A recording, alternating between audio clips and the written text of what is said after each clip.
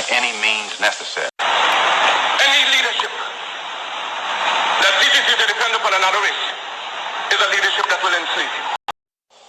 I have a dream.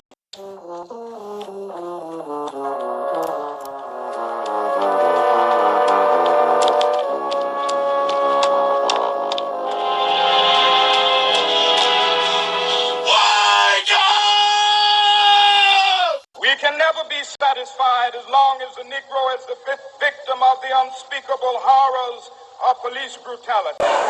Who taught you, please? Who taught you to hate the texture of your hair? Who taught you to hate the color of your skin?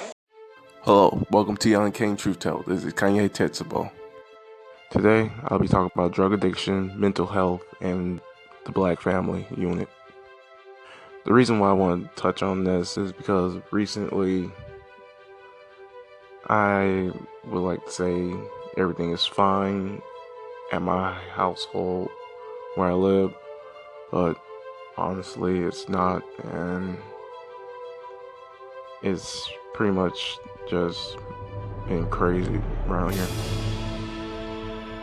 Basically, my grandmother, who has sciatica, she didn't mean to, but she ended up almost overdosing on pills because she tried to take ibuprofen and some other medicine that was at least 600 milligrams, and you're not supposed to take that much because that's a little too much for the human body, pretty much. And she not only almost overdosed, but when I found her, she had fell out of the bed on top of that. So I was trying to help her pretty much to get back into the bed, and eventually my grandfather walked into the room, and he mentally is not there. He wasn't just gone. His whole demeanor towards the situation was nonchalant. He did not even really realize what was going on. He thought that she had one of her little episodes where she blacks out, and it wasn't that. It was something else, as you can see. And pretty much from there, it was a battle. It was an uphill battle for me, because or at least I had to call 911, and then my grandfather was trying to talk to me while I'm on the phone with rescue, and he wasn't making any sense. He wasn't coherent, and he just kept on walking back and forth. He didn't even seem concerned, honestly. So after paramedics got here, or at least before paramedics got here, my grandmother pretty much had fell on top of me, dead. It was dead weight on me, and my grandfather, he did try to help a little bit. When he seemed to, he was in and out. I would say he was coherent one minute and then incoherent the next minute. So when he wasn't incoherent, it was like he was just stuck in the past. He thought this was 2018. He was talking about he lost stuff, but didn't really lose stuff, because I ended up finding this stuff later. And paramedics come, they started talking to her. She is semi-coherent. She's able to answer questions, but she just was out of it. So they take her to the hospital, and eventually it comes down to what happens to my grandfather, that everything just boils over, and he's in the house walking back and forth still, and I go to try to get on, at least be decent enough to be able to go out to the hospital, and I find him sitting on the edge of the bed talking to nothing. He's patting on pillows. He's pretty much just hallucinating. And he thinks that At that moment, he thinks that my grandmother was still there, and she wasn't, honestly. She had just went to the hospital. So it started to decline worse from there, to the point where I'm telling him that we have to go to the hospital. He's saying that she's been to the hospital yesterday, and he's not. He just doesn't know that where he seems to be at. And some believe that it's possible dementia, because of the whole fact that with dementia you become aggressive. And honestly, I think that it may be just that. Because he eventually, I try to take the car keys from him because he's not mentally fit at this moment to drive, and I tell him that he's not mentally fit to drive, and that angered him to the point where he drives off the first time. I couldn't stop him.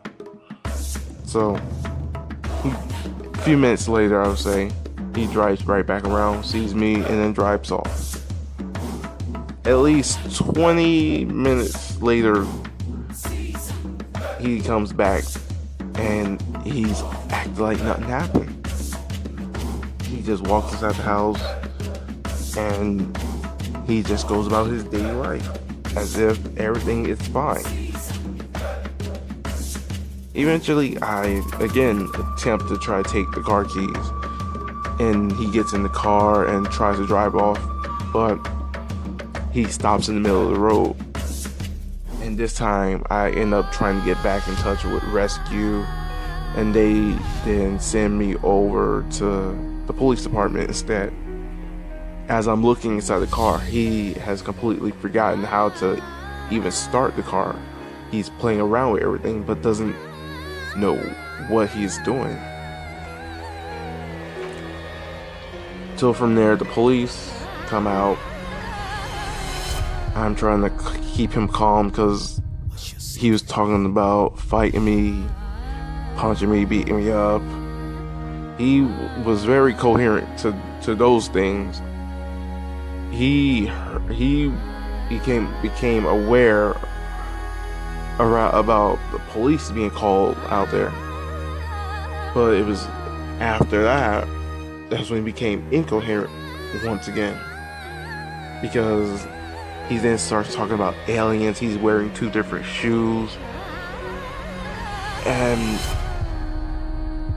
as the police were handcuffing him, I started to feel like real crappy, like super crappy. And he's talking about he shouldn't be getting arrested, and it's like, you're not being arrested, they're just gonna try to take you to the same hospital as grandma. And he doesn't seem to understand that. And like, I started to just feel like, wow, because I started to feel horrible. And the way he was saying it, it's like you could sense the fear in him, the pain that he was going through. And it was a little too much, honestly, at that moment. It just boiled over to the point where now I don't have neither grandparent living inside the house with me, and my grandmother ends up saying some stuff while at the hospital when she was incoherent.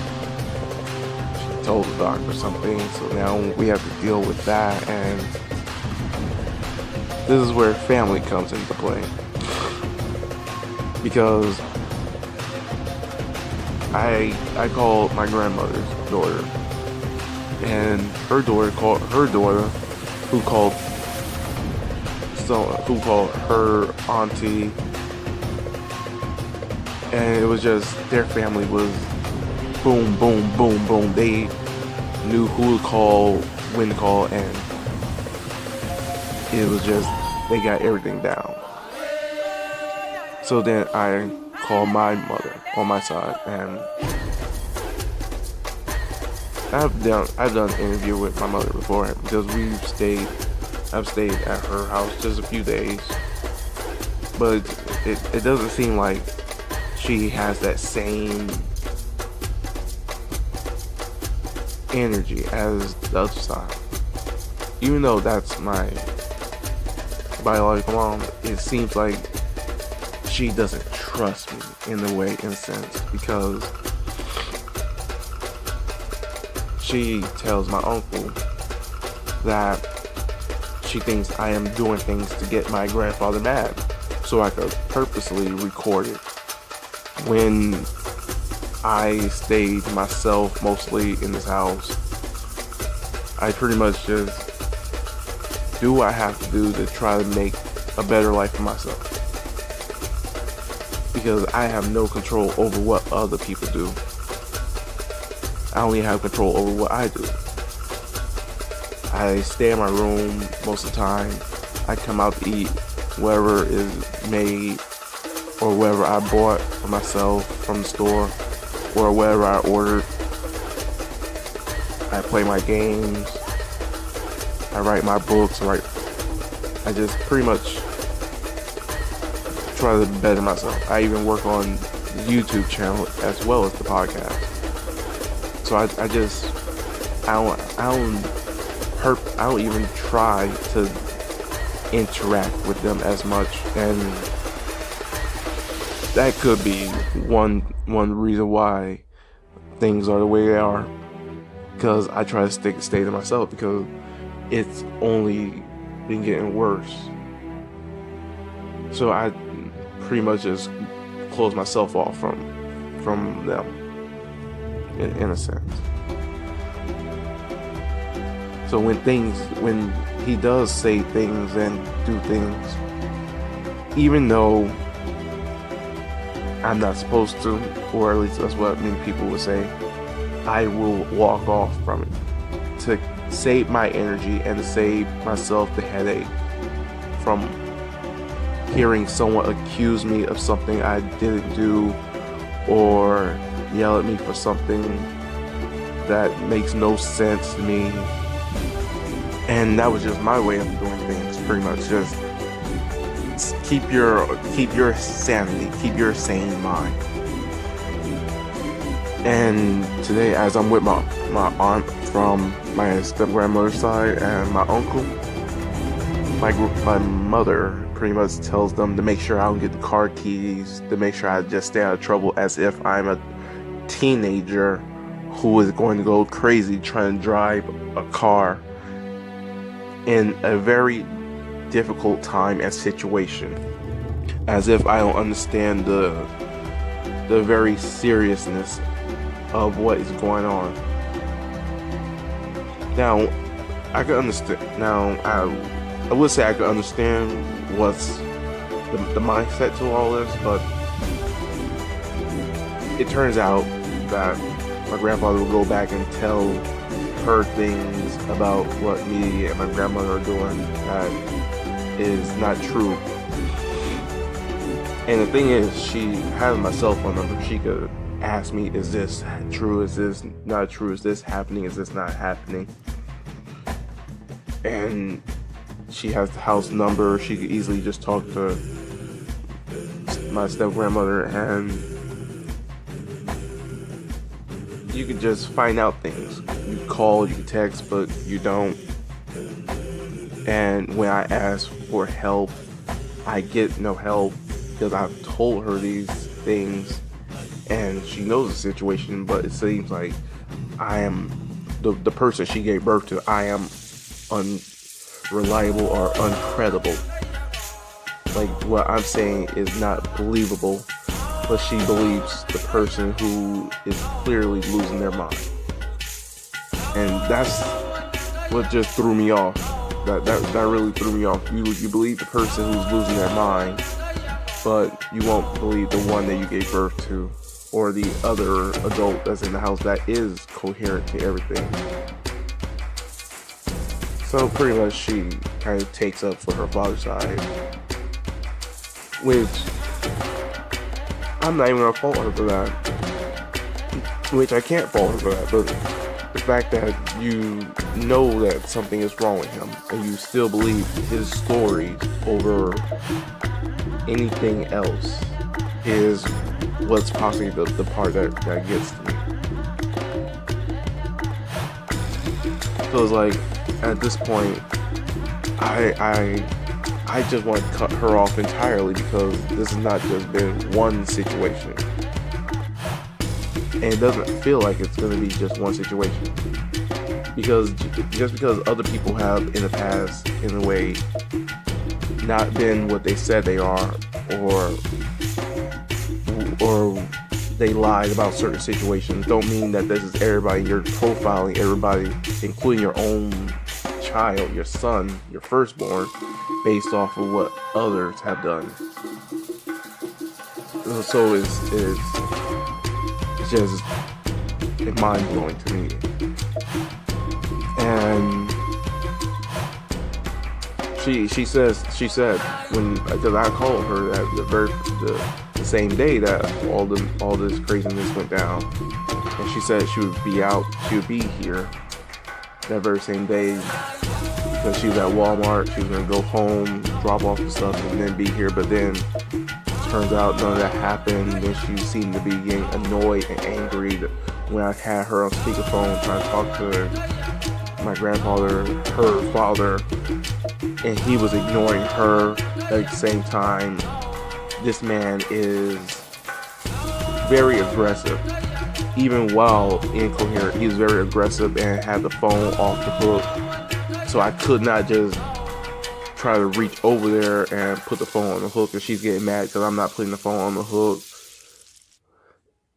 So it was just a situation in a situation where I am trying to protect myself from not being harmed, because he owns a gun, he owns knives, and I don't know what can happen, and anything can happen in the middle of the moment.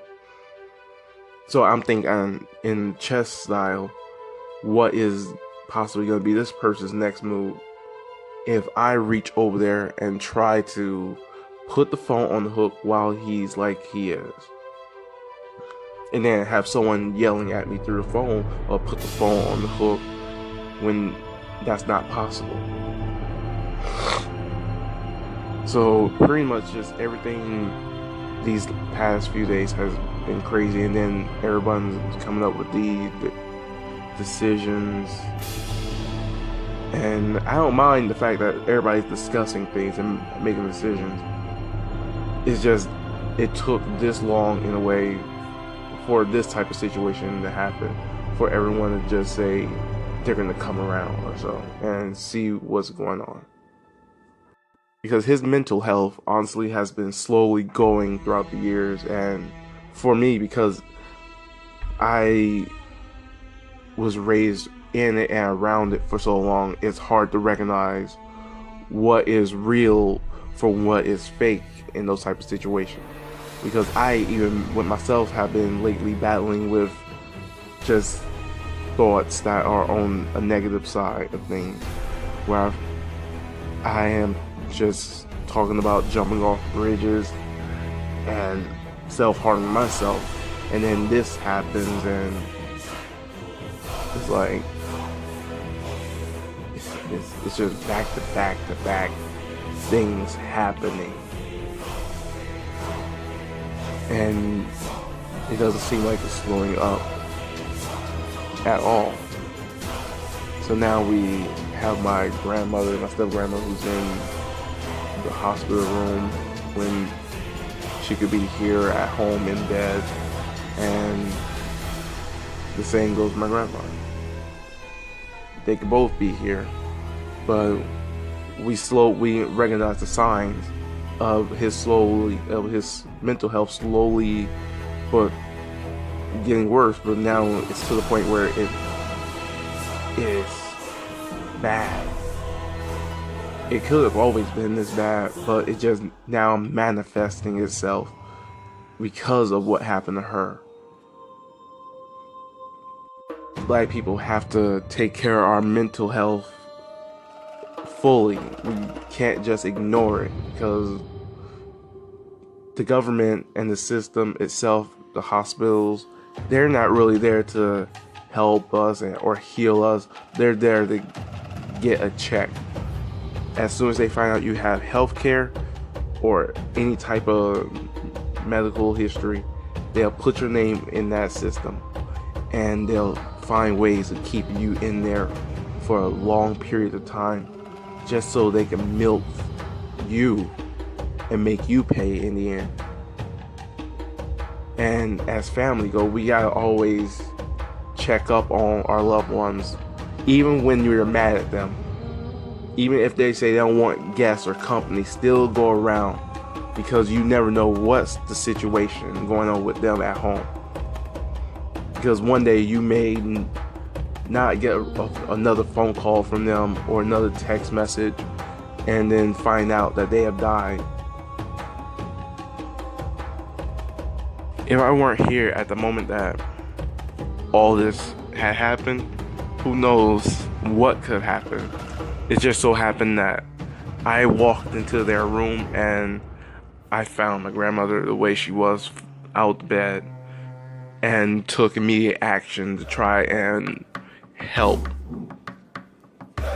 Who knows, for all we know, my grandfather possibly could have taken the car out if I hadn't jumped behind it, and he possibly could have ran into somebody or even got into a car accident himself and died from that.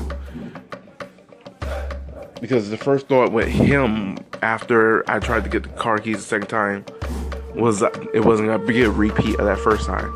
I immediately, as he was trying to back out, got behind the car, and he didn't care that I was right behind the car. He didn't even, I don't even think he was completely aware that I was behind the car.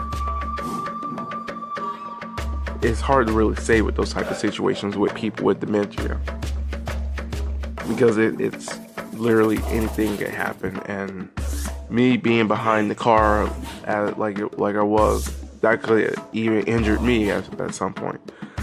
And in a way I did get injured, because when my grandmother fell on top of me, I was trying to keep her from falling on the ground, and I pulled a muscle in my back on top of already having a bad back.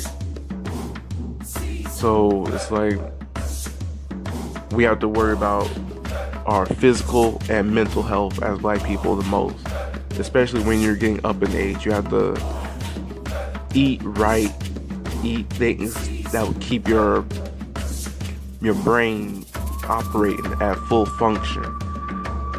They say blueberries are one way to actually help keep your brain functioning properly when you get in ages that they are.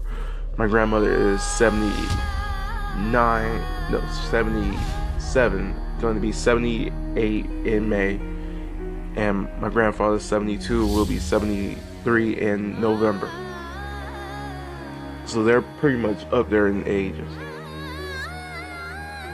And I'm literally the only one here who is able to look over them, and I work late nights. When I get off, it'd be around 7 in the morning. Then I come home, I sleep.